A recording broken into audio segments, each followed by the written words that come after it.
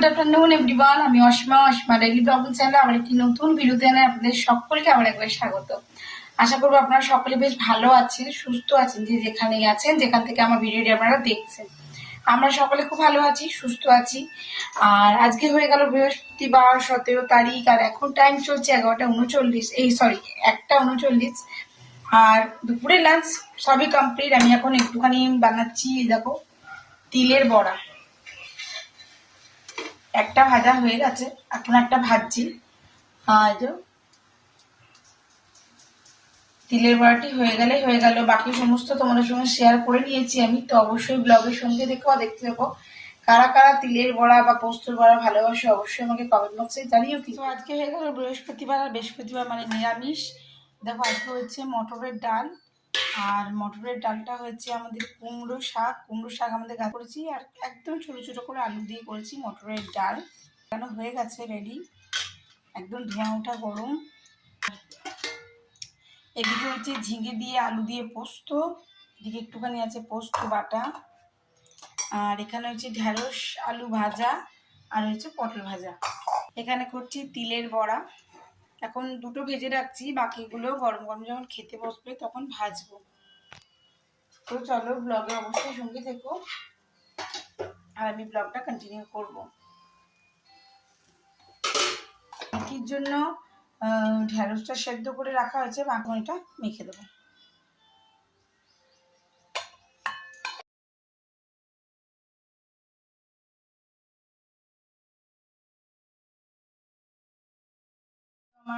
তো বন্ধুরা, আমার তিলের বড়াটি ভাজা হয়ে গেছে। এই দুটোই আপাতত ভেজে নিলাম। দেখলে নিরামিষের দিন আর কি, আজকে আর পনির করিনি। পরশু দিন পনির করেছিলাম বলে, মায়ের আবার পনিরটা ভালো লাগে না প্রতিদিন।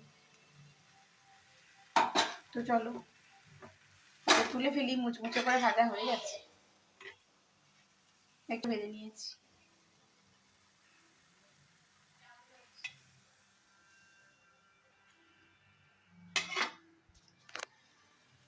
আজকে যেহেতু নিরামিষ, তাই একটু কাঁচা লঙ্কা দিয়ে ফেলছি, নাহলে অন্যদিন আমি একটু পেঁয়াজ দিয়ে বড়াটা করি।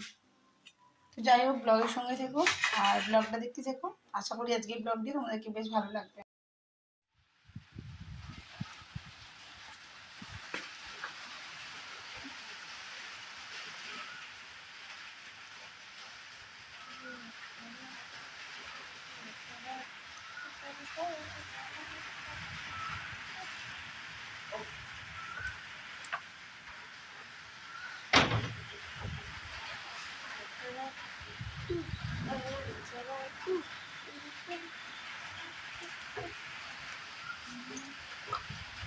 বৃষ্টিটা আসছে।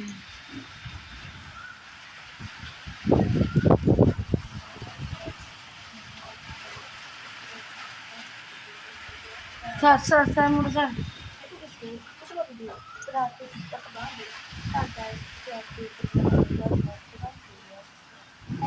দিকটা বলে ঘন কালো মেঘ, আর এদিক দিয়ে যেন সারা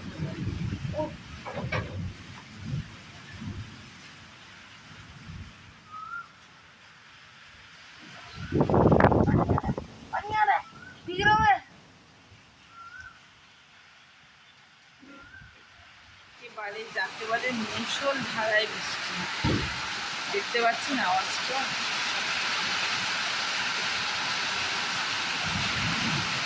তীব্র মেঘের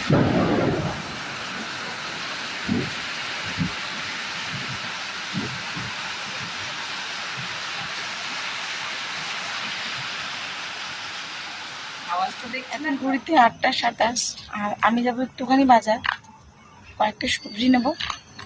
আর এই যে বসে আছে দেখুন ন্যান্সি।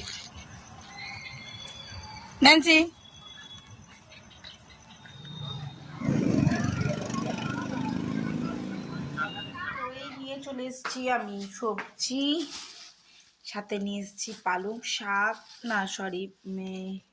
পাট শাক, আর ধনিয়া পাতা নিচ্ছি, কালকে পুদিনা দিয়ে করবো চাটনি।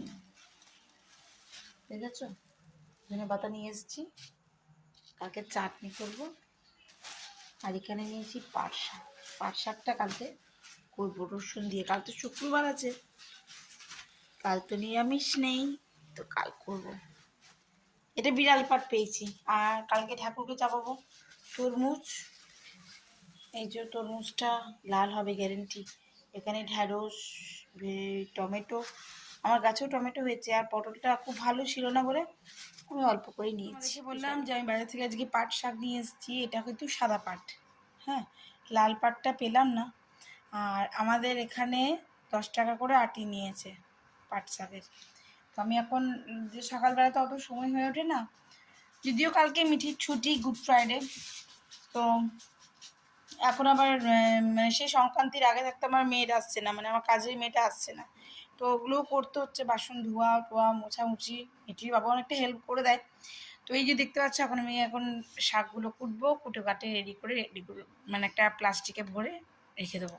তাহলে মিঠির বাবা যেহেতু দুপুরবেলায় আসেনি, তাই এখন ওকে পোস্তটা বাটা ছিল, আমি তোমাদের সঙ্গে শেয়ার করেছিলাম। তো পোস্ত আর তিল দুটোকে মিলিয়ে দিয়েছি, দিয়ে ওকে বানিয়ে দিয়েছি দুখানা পোস্তর বড়া, পোস্ত আর তিলের বড়া। এদিকে মটরের ডালটা আমি একটু গরম করব। বাকি সমস্ত কিছুই আছে, পোস্ত, তোর ভাজাভুজি, ভাত তো আজকে অনেক রয়ে গেছে, কেননা দুপুরে খাইনি, মা আবার রাতে খেলো না, এই আর কি। তো চলো আমরা এবার রাতে ডিনারটা সেরে ফেলি। তোমরা কারা কারা এইভাবে মটরের ডাল করো অবশ্যই আমাকে জানিও কিন্তু, হ্যাঁ। এটা আমার শাশুড়ি মা বলেছে বলে আজ করেছি। তো বড়াটা একটু লাল লাল করে ভাজা হয়ে যাক, তারপরে ওকে দিয়ে দেবো খেতে। ও দুপুরে দিয়ে আসতে পারিনি, কাজ ছিল।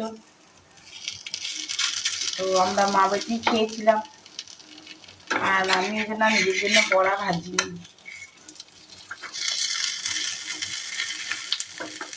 দেখো বড়াটা প্রায় ভাজা হয়ে গেছে। তো রাতের ডিনার আমাদের সকলের কমপ্লিট। এখন 11টা 59, মিঠিকে দেবো দুধ। তো মিঠি যেহেতু পড়ছিল তাই একটুখানি লেট হয়ে গেল খেতে। তো আজকের মতন ব্লগটা এখানেই শেষ করছি। সো আমার ভিডিও যদি আপনাদের ভালো লেগে থাকে তো অবশ্যই লাইক কমেন্ট শেয়ার করে দেবেন।